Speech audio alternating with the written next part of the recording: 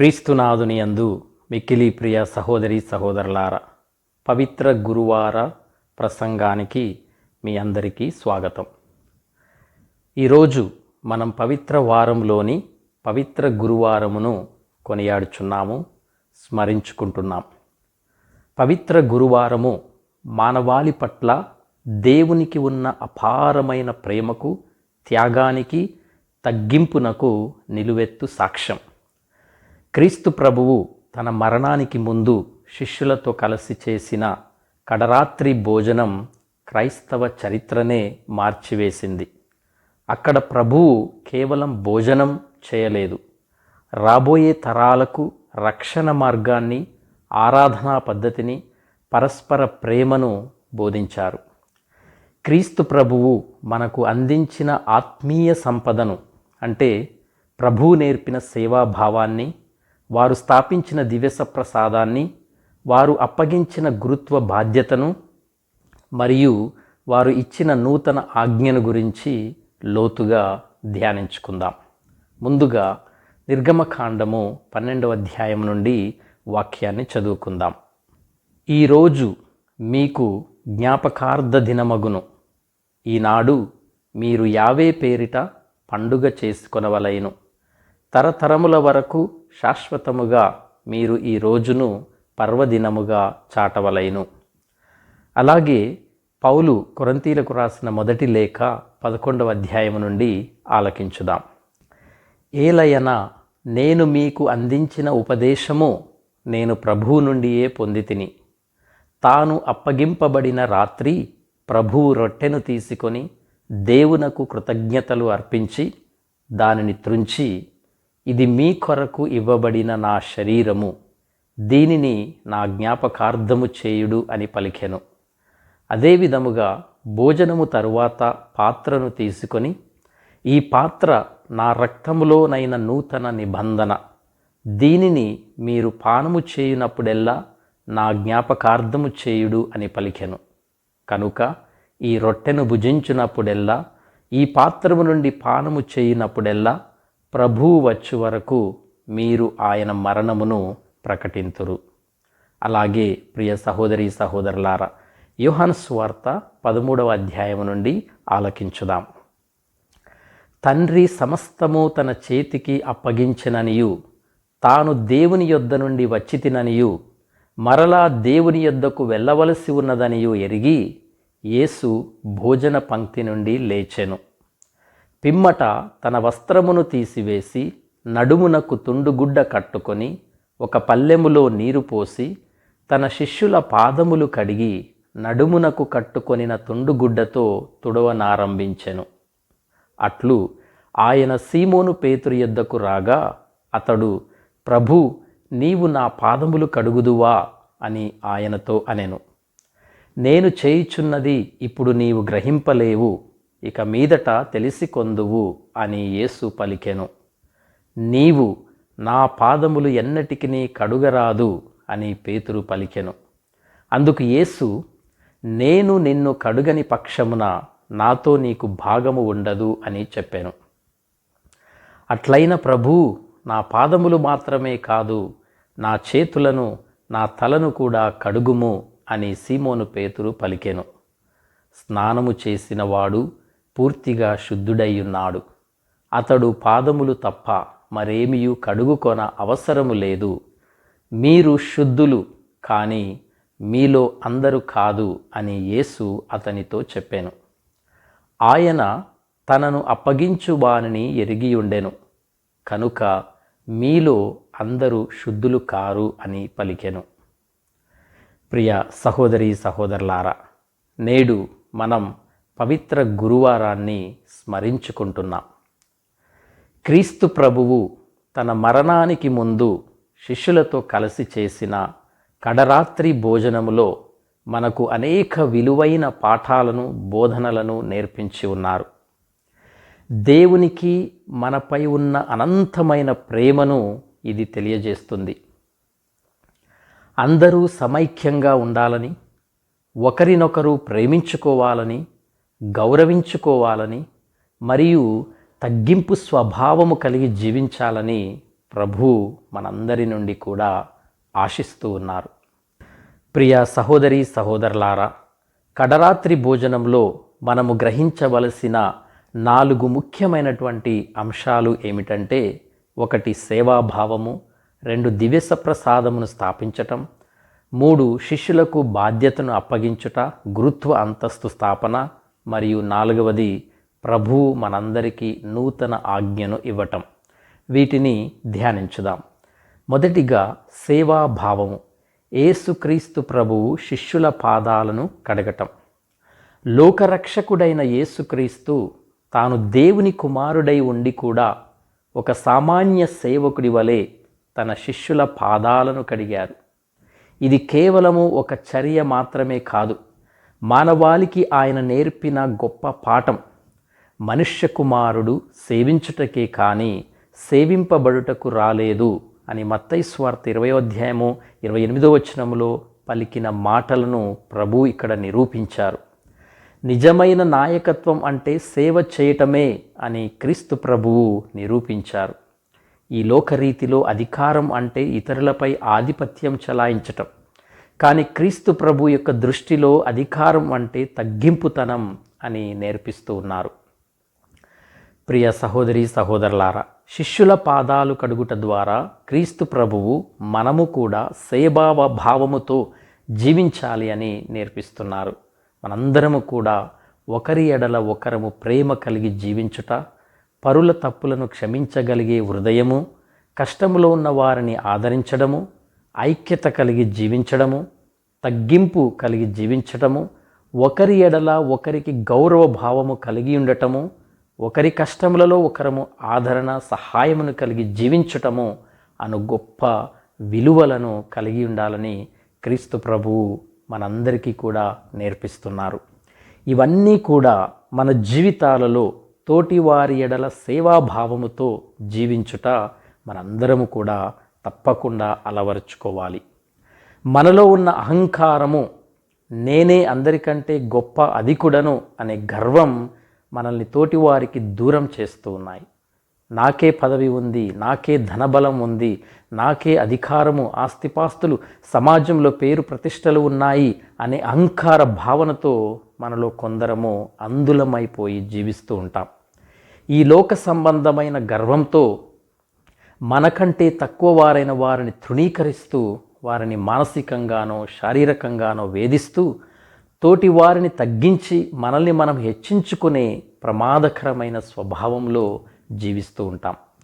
పరుల పట్ల ప్రతీకారేచ్ఛ, కలహాలు, దుష్టబుద్ధి వంటివి మనల్ని క్రీస్తు ప్రేమకు దూరం చేస్తూ ఉన్నాయి.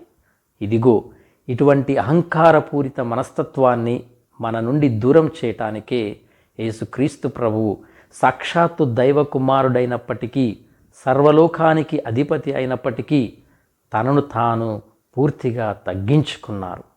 తన శిష్యుల పట్ల తనకు ఉన్న అపారమైన ప్రేమ, గౌరవము మరియు స్నేహభావముతో ప్రభువు వారి పాదాలను కడిగారు. తద్వారా ఆయన మనకు సేవాభావమే పరమావధి అని చాటి చెప్పారు. తనను తాను తగ్గించుకోవటం ద్వారానే క్రీస్తు ప్రభువు సర్వసృష్టి యందు హెచ్చింపబడ్డారు. కనుక ప్రియ సహోదరి సహోదరులారా, మనలో ఉన్న అహంకారాన్ని వీడుదాం. మనకున్న ధనం, పదవి, అందం లేదా కులం అనే గర్వాన్ని క్రీస్తు పాదాల చెంత వదిలివేద్దాం. తనను తాను తగ్గించుకునివాడు హెచ్చింపబడును అనే దైవవాక్యాన్ని స్మరిస్తూ సాటి మనిషిని గౌరవిద్దాం. మనం ఇతరులను ప్రేమతో ఆదరించినప్పుడే దేవుడు మనల్ని తన ఆశీర్వాదాలతో గౌరవిస్తాడు. ప్రియ సహోదరి సహోదరులారా, ఒక్కసారి మనల్ని మనము ఆత్మపరిశీలన చేసుకుందాం. మనల్ని మనం ప్రశ్నించుకుందాం. మనం సాటివారి పట్ల సోదరభావాన్ని, తగ్గింపు స్వభావాన్ని కలిగి ఉండి క్రీస్తు ప్రభువు చూపిన ప్రేమ మార్గంలో నిజంగా మనం నడుస్తున్నామా? లేక మనలోని అహంకారముతో ఎదుటివారిని చూసి నువ్వెంత అనే చులకన భావంతో వారిని కించపరుస్తున్నామా? మన మాటలతో ఇతరులను ఏడిపించి అవమానపరిచి మానసికంగా వారిని హింసిస్తున్నామా? అసలు మన స్వభావం ఎలా ఉందో ఒక క్షణం ఆత్మపరిశీలన చేసుకుందాం. మనము సాటివారికి చేసిన అవమానాలను, హేళనలను గుర్తించి పశ్చాత్తాప హృదయముతో మనల్ని మనము సరిచేసుకుందాం. మనం చేసిన అపరాధాలను ఒప్పుకొని సరిదిద్దుకోకపోతే దేవుని ఎదుట మనం దోషులుగా నిలబడతాం. మరణం ఎప్పుడు వస్తుందో ఎవరికీ తెలియదు. కాలము మించిపోకముందే ప్రభువు పాదాల చెంత మన పాపాలను ఒప్పుకోకపోతే దేవుని యొక్క ఉగ్రతకు మనము గురికాక తప్పదని గ్రహించుదాం. కాబట్టి ప్రియ సహోదరి సహోదరులారా, హృదయ పరివర్తన చెంది తోటివారిలో క్రీస్తును చూస్తూ క్షమాగుణముతో మనమందరం కూడా ముందుకు సాగిపోదాం. ప్రియ సహోదరి సహోదరులారా, క్షమాగుణం అనేది క్రైస్తవ ప్రేమకు బలమైన పునాది. క్రీస్తు ప్రభువు తన శిష్యుల పాదాలు కడిగే ఆ పవిత్ర సమయంలో కేవలం తనను ప్రేమించే వారి పాదాలే కాదు, తనను ముద్దుతో శత్రువులకు అప్పగించబోయే యూదా ఇస్కారియోతు పాదాలను కూడా కడిగారు. ముందు తనను వంచబోయేవాడు ఎవరో తెలిసినప్పటికీ యేసు ప్రభు ఏమాత్రము ద్వేషాన్ని, కోపాన్ని చూపలేదు. సదా ప్రేమతోనే అతని పాదాలను కూడా స్పృశించారు. ఇది మనకు ఇచ్చే గొప్ప సందేశం ఏమిటంటే, మనం కేవలం మనల్ని ప్రేమించే వారిని మాత్రమే కాదు, మనల్ని కష్టపెట్టే వారిని, మనకు కీడు చేసే శత్రువులను కూడా ప్రేమించగలిగే విశాల హృదయాన్ని కలిగి ఉండాలి. పరుల తప్పులను మనం ఎప్పుడైతే హృదయపూర్వకంగా క్షమిస్తామో అప్పుడే మన అంతరాత్మలు పవిత్రమవుతాయి.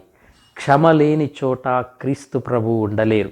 కనుక మనల్ని బాధించిన వారిని క్షమించి క్రీస్తు ప్రభువు చూపిన అగాపే ప్రేమను మన జీవితాల్లో ప్రతిబింబించుకుందాం. ప్రియ సహోదరి సహోదరులారా, క్రీస్తు ప్రభువు తన జీవితము ద్వారా, తన మరణము ద్వారా మనకు చూపిన ఆ పరమ ఆదర్శాన్ని కేవలము వినడమే కాదు, మన అనుదిన జీవితాలలో ఆచరించి చూపిద్దాం. మన హృదయాల్లో గూడు కట్టుకున్న శత్రుత్వము, అసూయ, ప్రతీకారేచ్ఛ, ద్వేషము, అహంకారము అనే కలుపు మొక్కలను వేళ్లతో సహా పెకిలించి వేద్దాం.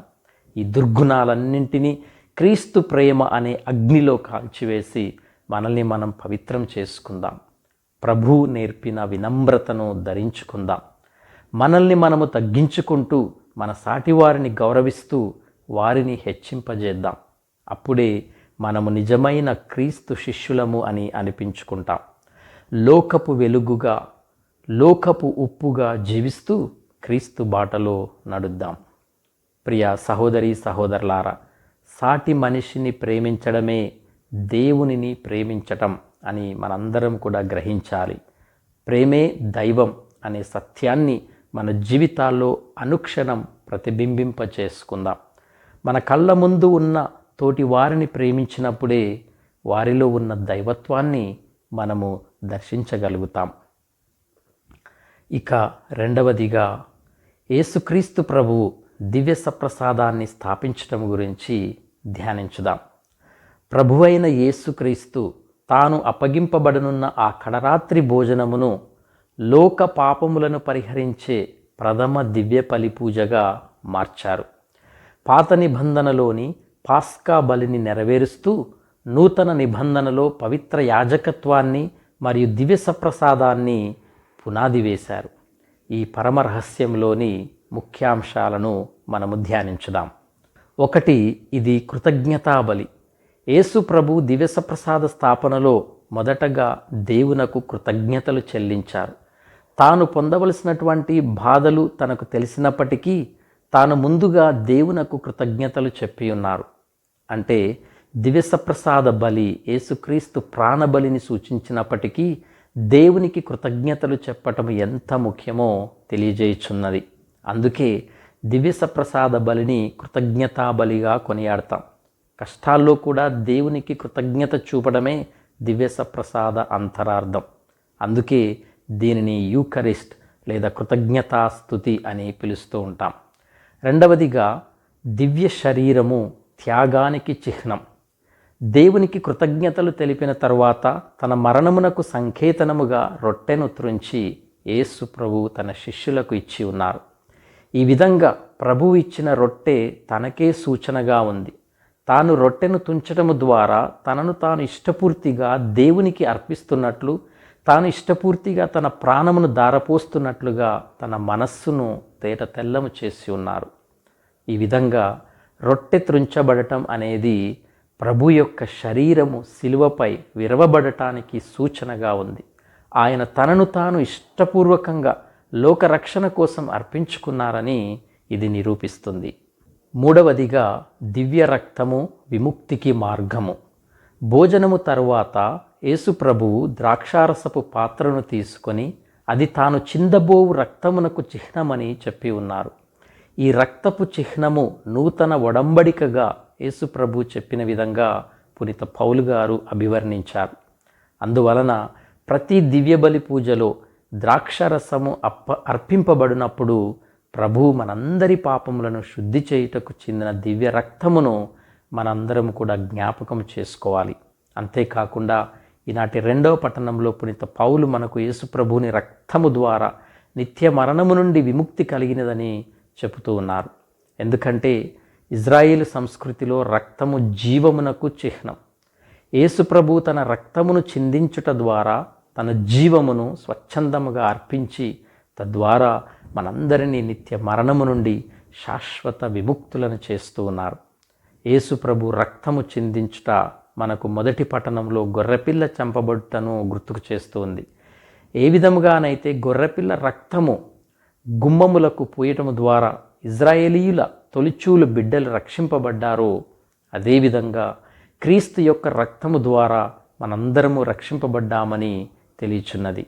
కనుక ప్రతి దివ్యబలి పూజలో మనము స్వీకరించే ద్రాక్షరసం మన పాపాలను కడిగివేసే క్రీస్తు అమూల్య రక్తమును జ్ఞాపకపరుస్తూ ఉంది. 4వదిగా నూతన నిత్య నిబంధన. మనందరి కోసం యేసు ప్రభు చిందించిన రక్తము దేవుడు మనతో చేసుకున్న నూతన ఒడంబడిక.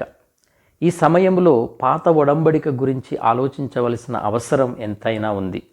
సినాయి కొండపై ప్రభు ఇజ్రాయేలు ప్రజలతో ఒడంబడిక చేసుకుని ఉన్నారు. కానీ తర్వాత ఎన్నోసార్లు ఇజ్రాయేలీలు ప్రభు యొక్క మాటను, ఆజ్ఞను, ఒడంబడికను మీరి తప్పు చేశారు. అయినప్పటికీ ప్రభువు తనదైన కరుణతో ఎన్నో మార్లు వారిని క్షమించి ఉన్నారు. చివరికి తన కుమారుడైన క్రీస్తు రక్తమును చిందించి వారితో శాశ్వత నిత్య నిబంధనను చేసుకున్నారు.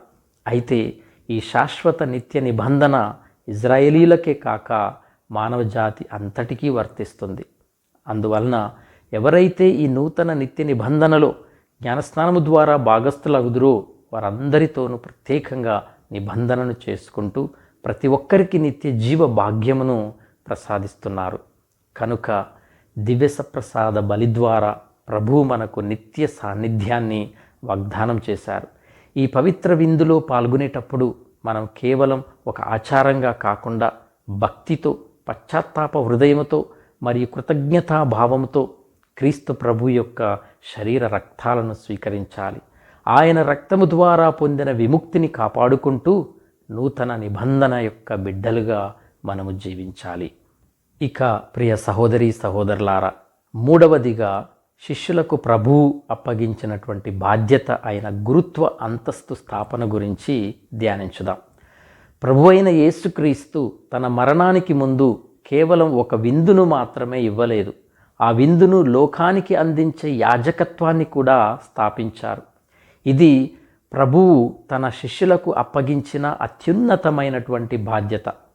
యేసుక్రీస్తు ప్రభువు తాను అప్పగింపబడిన రాత్రి ప్రభువు రొట్టెను తీసుకొని దేవునకు కృతజ్ఞతలు అర్పించి దానిని త్రుంచి, ఇది మీ కొరకు ఇవ్వబడిన నా శరీరము, దీనిని నా జ్ఞాపకార్థము చేయుడు అని పలికారు. అదేవిధంగా భోజనము తరువాత పాత్రను తీసుకొని, ఈ పాత్ర నా రక్తంలోనైన నూతన నిబంధన, దీనిని మీరు పానము చేయనప్పుడెల్లా నా జ్ఞాపకార్థము చేయుడు అని పలికారు. కనుక ఈ రొట్టెను భుజించినప్పుడెల్లా, ఈ పాత్ర నుండి పానము చేయనప్పుడెల్లా ప్రభువు వచ్చు వరకు మనము ఆయన మరణమును ప్రకటింతుము. ప్రియ సహోదరి సహోదరులారా, ఈ మాటలు కేవలము ఒక విన్నపము మాత్రమే కాదు, అది ఒక ఆజ్ఞ. ప్రభువు వెళ్ళిపోయిన తర్వాత కూడా ఆయన బలిని, ఆయన ఉనికిని ఈ భూమిపై కొనసాగించే అధికారాన్ని, బాధ్యతను తన శిష్యులకు అప్పగించారు. దీని ద్వారానే గురుత్వ అంతస్తు లేదా యాజకత్వం పురుడు పోసుకుంది. క్రీస్తు ప్రభువు శిలువ పైన తన శరీర రక్తములను ఏ విధముగా అర్పించారో ముందుగానే శిష్యులతో ఈ భోజన పద్ధతి ద్వారా తెలియజేశారు. ఈ దివ్య భోజనము ఎవరు పడితే వారు పంపించగలరా? ఎవరు పడితే వారు సిద్ధపరపగలరా? పంచి ఇవ్వగలరా అంటే ఇవ్వలేరు, సిద్ధపరచలేరు. కేవలము క్రీస్తు ప్రభువు ప్రత్యేకంగా ఏర్పాటు చేసుకున్న ఆయన శిష్యులకు మాత్రమే, అభిషిక్తులకు మాత్రమే, ఆయన ప్రత్యేకింపబడిన సేవకులకు మాత్రమే అధికారము ఇవ్వబడింది. ఎందుకంటే ప్రియ సహోదరి సహోదరులారా, ఇది లోక సంబంధమైన పదవి కాదు. ఇది పరలోకపు ప్రతినిధిగా భూమిపై పనిచేసే దైవిక బాధ్యత. తన నుండి తన శిష్యులకు గురుత్వ అంతస్తును, బాధ్యతను క్రీస్తు ప్రభువు ఈ విధంగా అప్పగించారు. ఈ అంతస్తును మనందరము కూడా గౌరవించాలి. ఈ అంతస్తుతో మనందరము కూడా ఏకీభవించాలి. క్రీస్తు ప్రభువు మన కొరకై సిలువలో చిందింపబడిన తన విలువైన పరిశుద్ధ రక్తమును, గాయములు పాలైన తన శరీరమును, సిలువ శ్రమలను జ్ఞాపకార్థముగా మన కొరకు తాను తెచ్చిన రక్షణకు గుర్తుగా తన శరీర రక్తములను భక్తి శ్రద్ధలతో, పవిత్ర హృదయములతో మనము స్వీకరించి మన పాప శరీర మలినములను, అంతరంగిక పాపములన్నడు కుళ్ళు కుచ్చితములను, అంతరంగిక పాపములను మనము శుద్ధి చేసుకోవాలి. ఆత్మబలమును పెంపొందించుకోవాలి. క్రీస్తు ప్రభువు వలె నీతివంతమైన జీవితమును జీవించాలి.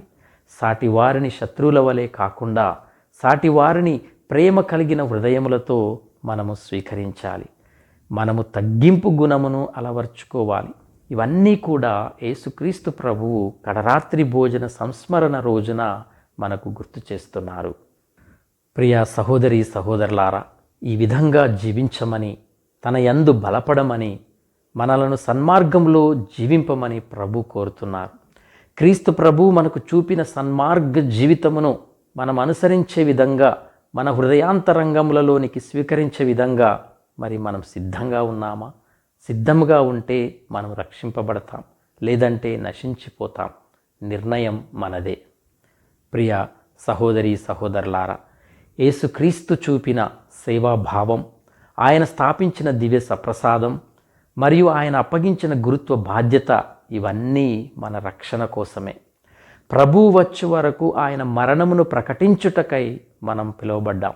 కనుక అహంకారాన్ని విడిచి తగ్గింపు తనమును కలిగి పశ్చాత్తాప హృదయముతో ఆయన శరీర రక్తాలను స్వీకరించుదాం.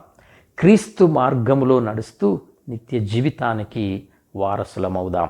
ఇక ప్రియ సహోదరి సహోదరులారా, చివరిదైన 4వదిగా నూతన ఆజ్ఞ గురించి మనం ధ్యానించుదాం. పవిత్ర గురువారాన్ని ఆంగ్లంలో మాండీ థర్స్డే అంటారు. మాండీ అంటే లతీను భాషలో మందాతుం అంటే ఆజ్ఞ అని అర్థం. యేసు ప్రభు శిష్యులతో చేసిన కడరాత్రి భోజనాన్ని ఒక పవిత్రమైన నూతన ఆజ్ఞతో ముగించారు. ఇది కేవలము ఒక ఉపదేశం కాదు, క్రీస్తు శిష్యులకు ఉండాల్సిన అసలైన గుర్తింపు కార్డు. యోహాను సువార్త 13:34 నేను మీకు ఒక నూతన ఆజ్ఞను ఇచ్చుచున్నాను, మీరు ఒకరినొకరు ప్రేమించుకొనుడు. నేను మిమ్ము ప్రేమించినట్లే మీరును ఒకరినొకరు ప్రేమించుకొనుడు.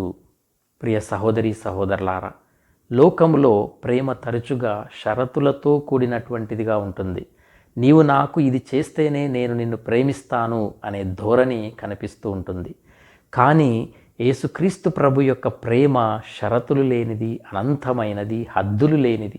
మన బంధాలలో నేడు విశ్వసనీయత, నిబద్ధత కొరవడటానికి కారణం మనలో ఉన్నటువంటి స్వార్థం. మన ప్రేమ ప్రతిఫలాన్ని ఆశిస్తుంది, కానీ క్రీస్తు ప్రేమ త్యాగాన్ని కోరుకుంటుంది. మన హృదయం ఎవరితో సహవాసం చేస్తోంది అనేది మన ప్రవర్తనను నిర్ణయిస్తూ ఉంటుంది. యూదా హృదయంలో సాతాను ప్రవేశించటానికి అతడు దానికి తావిచ్చాడు, చోటిచ్చాడు. ఫలితం నమ్మక ద్రోహం, గురుద్రోహం. లోక సంబంధమైన ఆశలు, వెండి నాణేల కోసం దేవుని ప్రేమను యూదా ఇస్కారియోతు విస్మరించాడు. యోహాను వలె క్రీస్తు రొమ్మును ఆనుకొని ఆయన హృదయ స్పందనను వినేంతటి ఆధ్యాత్మిక అనుబంధాన్ని మనము కూడా కలిగి ఉండాలి. తండ్రి అయిన దేవునితోనూ క్రీస్తుతోనూ నిరంతర సహవాసమే మనల్ని పాపము నుండి రక్షిస్తుంది.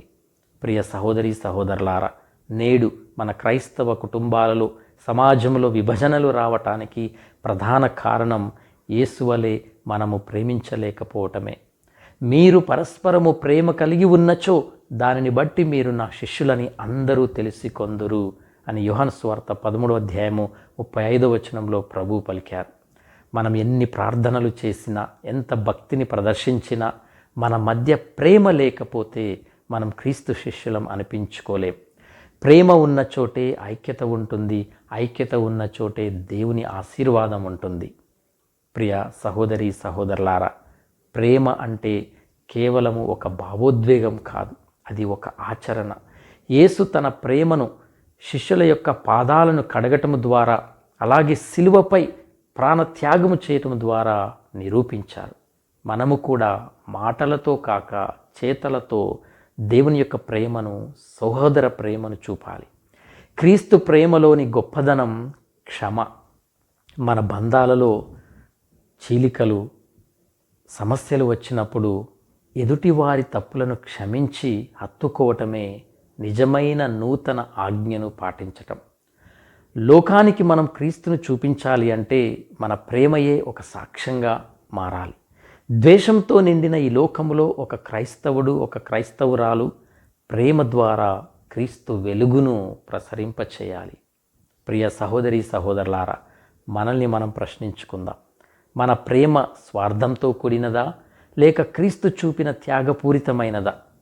యూదా ఇస్కారియోతు వలె ద్రోహం చేసే మనస్తత్వాన్ని విడనాడి యోహాను వలె ప్రభువుకు ప్రియ శిష్యులుగా మారుదాం. యేసయ్య సంరక్షణలో, ఆయన నీడలో, వెలుగులో, ఆయన కాపుదలలో మనందరము జీవించి నిత్య జీవమున కూడా ప్రవేశమును పొందుకొని ఆ నిత్య జీవిత భాగ్యంలో మనము జీవించటానికి ప్రయాసపడదాం. ప్రియ సహోదరి సహోదరులారా, ఈ పవిత్ర గురువారం మనకు ఇచ్చే పిలుపు ఒక్కటే: మారిపోదాం, మనుషులుగా జీవిద్దాం. ప్రభువు శిష్యుల పాదాలు కడిగి మన అహంకారాన్ని కడిగివేశారు. రొట్టెను త్రుంచి మన ఆకలిని తీర్చే నిత్య జీవ ఆహారాన్ని మనందరికీ కూడా ఇచ్చి ఉన్నారు. తన రక్తాన్ని చిందించి మన పాపాలను తుడిచివేశారు. ఈ రాత్రి మనం దేవాలయంలో సాంగ్యాల తర్వాత వెళ్ళేటప్పుడు మన హృదయాలలో ఒక గొప్ప బాధ్యతను మోసుకు వెళ్తున్నాం. మన ఇళ్లలో, మన పొరుగువారిలో, మన శత్రువులలో కూడా క్రీస్తును చూడగలిగే ప్రేమను మనము అలవరుచుకోవాలి. యూదా ఇస్కారియోతు వలె వెండి నాణేలకు, లోక ఆశలకు ప్రభువును అప్పగించే వారముగా కాకుండా యోహాను వలె ప్రభువు హృదయమునకు ఆనుకొని ఉండే ప్రియ శిష్యులముగా మారుదాం. పవిత్ర శుక్రవారం మనము చూసే సిలువ త్యాగానికి నేటి కడరాత్రి భోజనమే పునాది. కనుక ప్రియ సహోదరి సహోదరులారా, క్రీస్తు చూపిన సన్మార్గములో నడుస్తూ ఆయన నీడలో, ఆయన కాపుదలలో మనందరము నిత్య జీవానికి వారసులమవుదాం. మన ప్రభు అయిన యేసు క్రీస్తు కృప, తండ్రి అయిన దేవుని ప్రేమ, పవిత్రాత్మ సహవాసము మనందరికీ తోడై ఉండి మనలను నడిపించునుగాక. ఆమేన్.